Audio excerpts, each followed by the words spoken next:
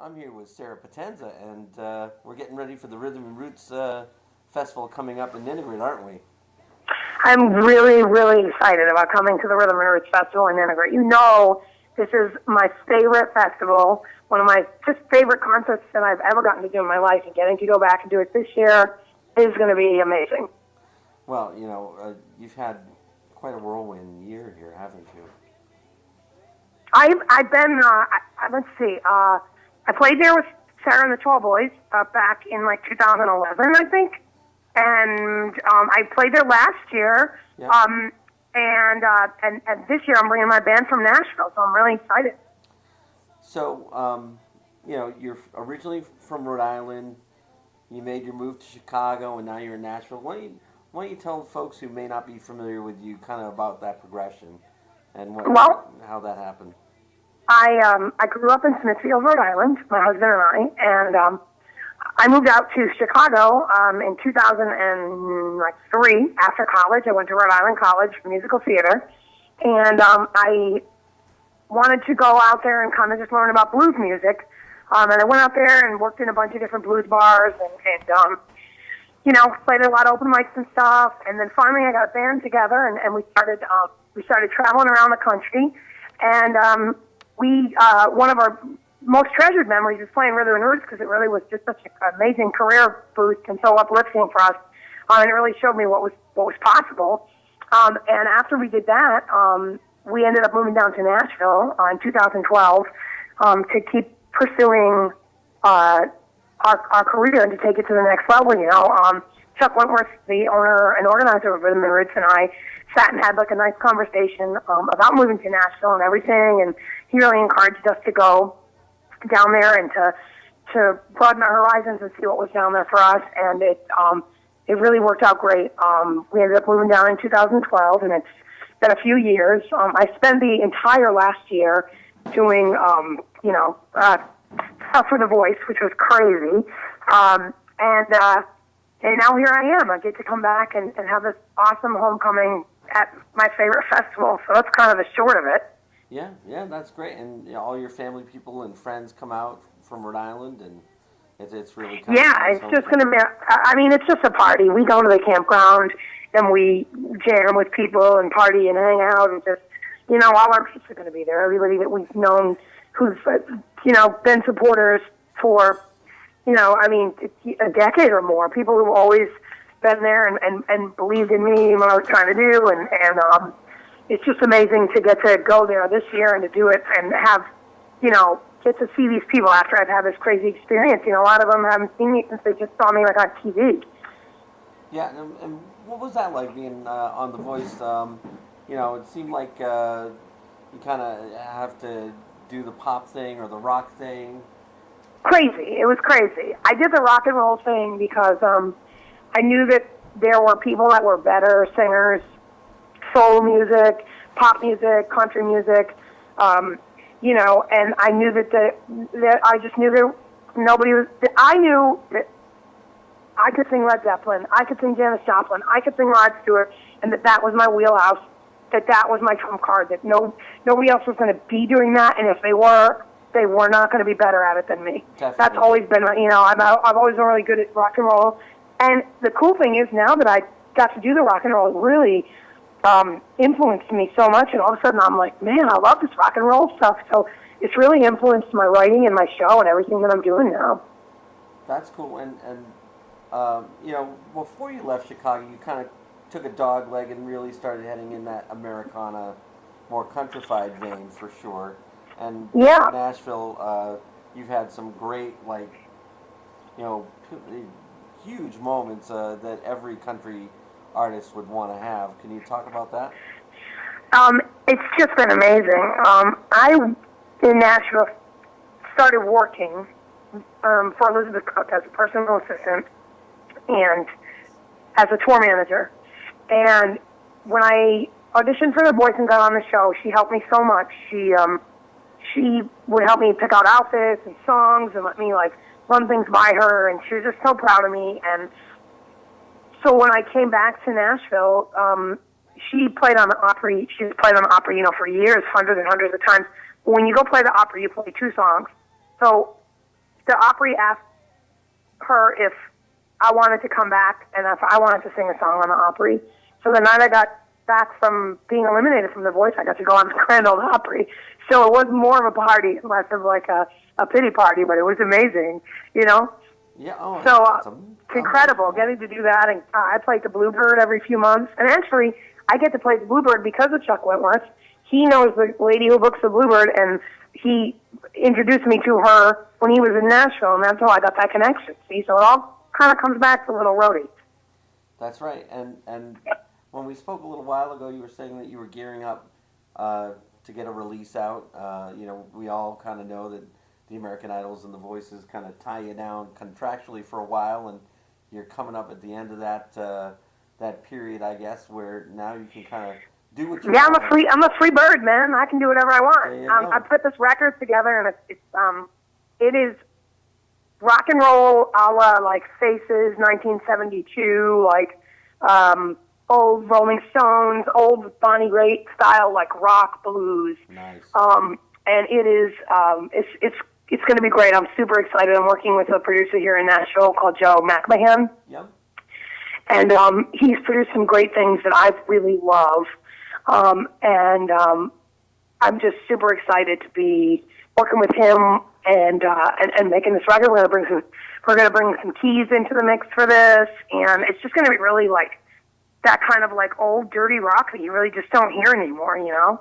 Nice. Now, a lot of folks, like, you know, I love the Allman Brothers, as you know, and exactly, a little southern rock, yeah, like southern that. rock. You know, the last time Greg went in, he had T-Bone Burnett like kind of just fill out his studio band for him.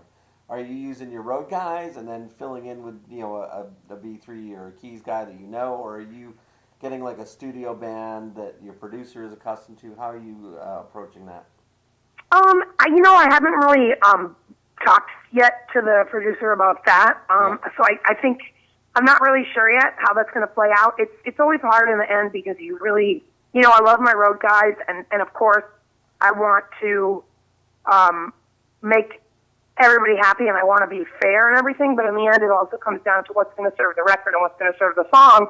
So it might go song by song. There might be some songs that the guys that I use on the road are perfect for, and then there might be some songs where I might have to call in somebody who is perfect for this feel or this whatever, you know? Absolutely. And so I guess we'll just see. Understand that, you know, I mean, everybody understands, you know, everybody's got their own individual thing when they bring it to the table, you know, which is...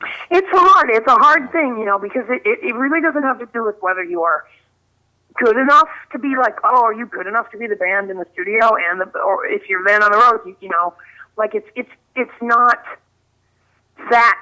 A lot of it comes down to the producer and the way that they work. So let's say the producer says, okay, I use these guys, like, and these guys are going to have to come in and I'm going to tell them these are the feels that I want. These are the I want you to be ready to play like this song with this kind of a tone, bass tone. I want you to be ready to drums. I want this. You know, these are so studio guys. If you're going to give them like a list of tracks and you're telling them this is the tone that I want, this is the feel that I want, it's different than people that sometimes play with you on the road because they don't necessarily do all that studio work all the time, so they might not have that kind of equipment, that access to too many different tones. Maybe their tone is their tone, or what they do is what they do, like you said. So, and then the producer is comfortable working with certain people. So if he says, this is the budget and this is what we're going to do and this is how many days we need to spend tracking, he might not necessarily have the days or the extra money or the manpower or the creativity might not be there if we're spending time trying to get something out of somebody that he's never worked with before. Like if he's sure and he's already worked with certain people. I think that's how T-Bone does it. So I don't know what's going to happen. And I hope that you know, I always want everybody to be happy and I always want to keep it real with my peeps. So as soon as I find out and I figure it all out, I guess we'll figure it out. You know, if the band is working and they're working for $high gigs, they'll be happy. Don't worry about that. Yeah, I mean, they're working, you know, everybody gets paid, and it's exciting to be able to pay, you know, and not just say, oh, we'll split whatever we make, and then, you know, like with Sarah and the Tall Boys, we're all making, you know, $200 a week. Now it's like I can be like, you know, everybody can get $100 a show or whatever, you know, and it's really been it's been a great time, and I'm excited. I'm excited about some of the other shows too. I'm playing in Boston at the Atwood Tavern, which I'm excited about. I love, Boston. I'd love to go to Boston. Like we used to go to Smoking Joe's and shit, but man, they're not there anymore. No, I understand. I'm the guy who brought you there, so you did. I know. Back in 2010. Yeah, I heard your voice, saw your video, and said, "Deal done." I love this girl. I remember that I called you and talked to you about the booking, and you were like, "Oh, we're booked up and blah blah blah, but send me a CD or whatever." And I said, "Well, I sent you one." And then you called me back 10 minutes later. You must have Googled or listened right then, I swear. And I said, "Oh my God, he's calling me back." That's the first time that's ever happened. Good is good, kid. What can I tell you? Thank you so much. Anyway. And we've had a nice friendship over the years, which is great. Of course, yeah, man. And I stay in touch with Ian every once in a while too. Your husband, he's fantastic. We ought to talk about him because he's your side man there. He's amazing. Tell me about he just seems so supportive during The Voice, and tell me about what that's like on your spouse, and what a weird really hard. It was really hard on him. Yeah, because he doesn't want to see me. He didn't want to see me get hurt, and Sure. and he didn't. It was very nerve-wracking. We were. I had to live in Los Angeles in a hotel. I was sequestered, so I didn't have.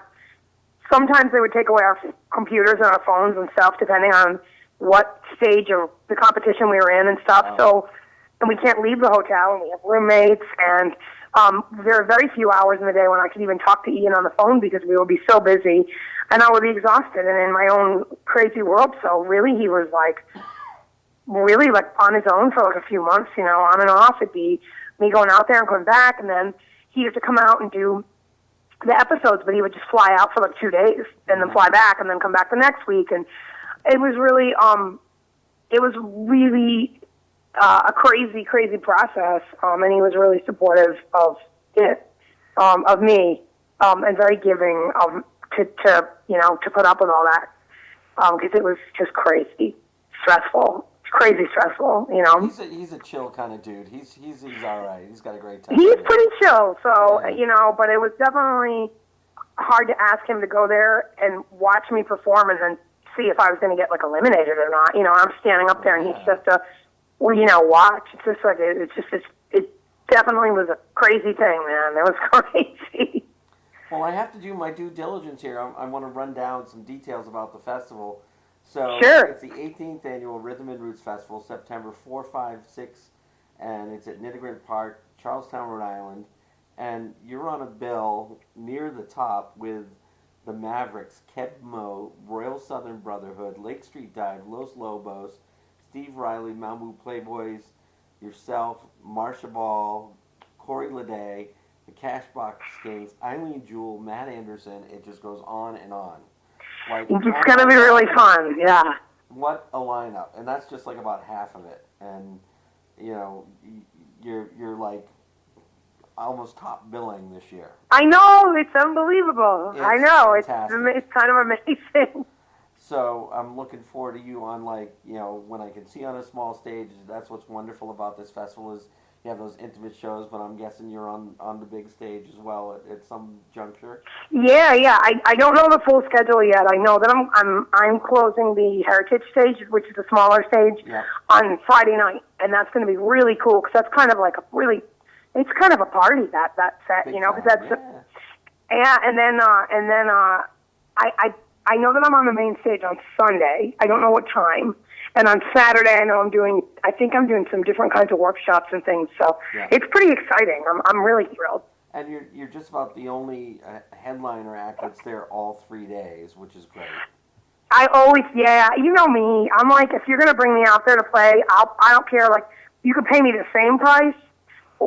I'll play all day. It's I just want to play. I want to sing. So Absolutely. Put me up. Use me. If you're going to pay me, use me. Let me play. Right. Amen to that. Yeah. Fantastic. So what's next? So what's the timetable? We get the record out, and then you're fixing to start touring heavily, or what are you thinking? Yeah. Definitely. That's what's happening. So I'm recording in October, and I anticipate that the record will be out I'm hoping, I'm considering doing some pre-sales for the holidays, but I'm going to do a big release media-wise. We'll have a release date. I'm thinking it'll probably be sometime in maybe February.